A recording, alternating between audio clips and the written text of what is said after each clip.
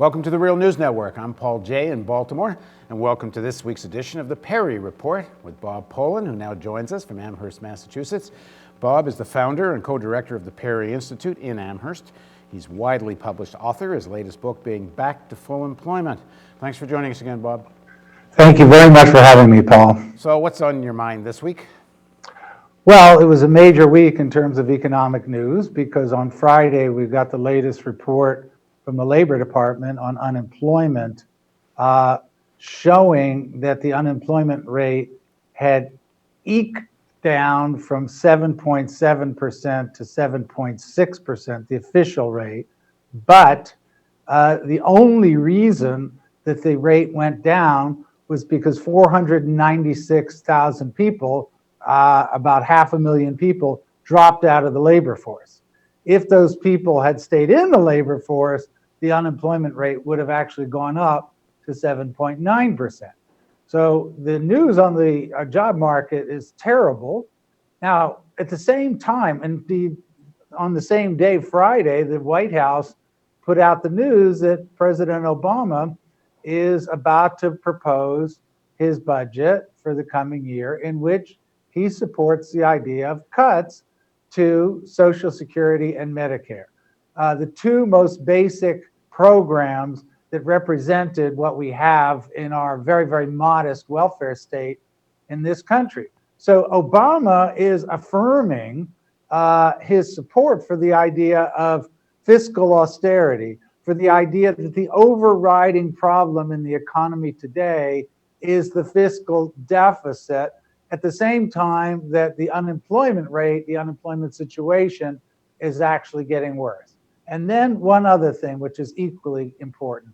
Only the day before the news out of the White House, Obama was giving a speech to supporters, actually, in which he indicated that he was about to support the construction of the Keystone Pipeline through the Middle West of the U.S. And his argument as to why he would support the Keystone Pipeline was that we need it in terms of jobs. So on the one hand, he's supporting austerity policies, which are destroying jobs, which have no way through which they will create jobs. On the other hand, he's making the false argument that supporting the Keystone Pipeline is going to help create jobs. In fact, it is not going to help create any jobs. The State Department itself, his own State Department, indicated that the Keystone Pipeline construction would maybe create 4,000 to 5,000 jobs per year. So if we took their high number, 5,000 jobs, note that that's 1/100th of the number of people that dropped out of the labor force just this last month. So Obama has no jobs program. He's supporting austerity. He's supporting cuts in Social Security and Medicare. And we are going absolutely in reverse relative to where we need to go, which is to support programs to expand jobs. Now explain something to me, because as people know that watch, I'm a dual citizen, but I grew up in Canada, so some of this detail I don't get. I don't understand. I thought Social Security was more or less a self-funding program based on employer and employee contributions. What has this got to do with the debt anyway? Well, actually, officially, it has nothing to do with it. You're right, because Social Security is supposed to be funded out of payroll taxes, both on the employer and on the employee. Social Security is solvent. Social Security is going to remain solvent for their various estimates, 20 years with no changes. Over the long term, it's possible that we would need to make changes given the aging population. But you're right, it has none of this, Medicare also actually has nothing whatsoever to do with the increase in the fiscal deficit. The fiscal deficit in 2007, the last year of George Bush's presidency before the 2008 presidential election, or let's say the last year before the recession, the fiscal deficit of the United States was 1.7% of GDP. Note, 1.7% with the Bush tax cuts in place, with Afghanistan and Iraq wars being fought, the only cause for the huge jump in the fiscal deficit was the Wall Street crash and the Great Recession. That's the sole cause. Has nothing to do with Social Security and actually nothing to do with Medicare. So, just a quick note back where you started, these almost 500,000 people that have dropped out of the labor force, this is essentially people that have given up looking for work. So this is not people that have somehow found something else to do. Well, we don't know what the something is, but we know that right now the proportion of people of working age that are actually in the labor force is lower than it's been since basically since women started entering the labor force in much higher numbers. So this is really a watershed moment in which it's very clear that people are giving up getting out of the labor force. Now, we do have some official data where you ask people, have you stopped looking this month? And if you include those people in the unemployment statistics and the people that have taken part-time jobs instead of and wanted full-time, well, then we're at 13.8% officially from the Labor Department. That's 21.5 million people officially according to the Labor Department. So we remain in, we've discussed it a lot, we remain in an employment crisis. Austerity policies are putting us in the wrong direction. If you lay off people in the public sector, which is what austerity policies are doing, you are not going to automatically create more jobs in the private sector.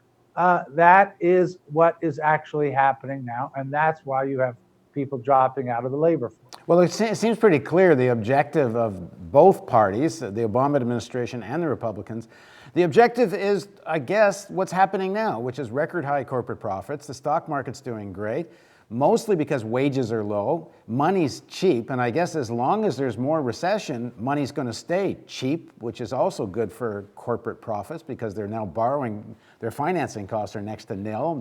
It's a great time to buy new technology and put even more workers out of work. But where the heck does all this lead then? Well, yeah, let me give you one more statistic. That is, from 2009 to 2011, the entire income growth in the US economy, the share of that entire income growth, the share that went to the top 1% was 121%. 121% of all the income growth went to the top 1%. The other 99% saw incomes contract. That's during our recovery. So you're absolutely right. We do not have a plan to accomplish anything other than what we see now, which is the rich feasting off of the austerity conditions that are giving them cheap money to borrow, low wages, and the employment for everybody else is getting worse. Is this partly because the wealthy have discovered a moment in the economy where you can have low wages, recession, cheap money without any inflation? In other words, generally, I would have thought traditional economic theory would be when you go this long with cheap money, eventually that becomes inflationary, so you don't want to keep doing that. But have they not found that it's not being inflationary at all because the whole global economy is so depressed that you can carry on this practically zero money to the banks? I mean, I just saw the other day you can get a commercial mortgage for a building, so if you have an office building, for 3.3% or even less. I mean, that's extraordinarily cheap, I would think, for a commercial building. So, I mean, this is great, isn't it? Like practically free money, low wages, high profits. So who cares if the economy ever comes back? Well, I think that's a fair point. And I think that even more than that, Paul, that at least the right, and I won't say Obama is part of this, at least not yet, that the right sees this as an opportunity, not just for high profits now, but to eviscerate the welfare state, the modest welfare state that we have, to destroy unions, including public sector unions, and to permanently shift the balance of power in favor of the wealthy such that this kind of situation can go on indefinitely, which is no upward wage pressure, keeping unemployment rate high enough so that people are desperate for jobs. They don't have bargaining power, and productivity keeps rising, and the gains from productivity go increasingly to the top. That's the model that we've had, unfortunately, if I may pin a date on it, roughly since the election of the late Margaret Thatcher. And that model is only getting intensified. This is the neoliberal model. Again, you could say it started with Thatcher, roughly, and Ronald Reagan. I thought it was in a crisis. It is coming out of the crisis by getting actually stronger, not weaker. All right, thanks for joining us, Bob. Thank you very much, Paul. And thank you for joining us on the Real News Network.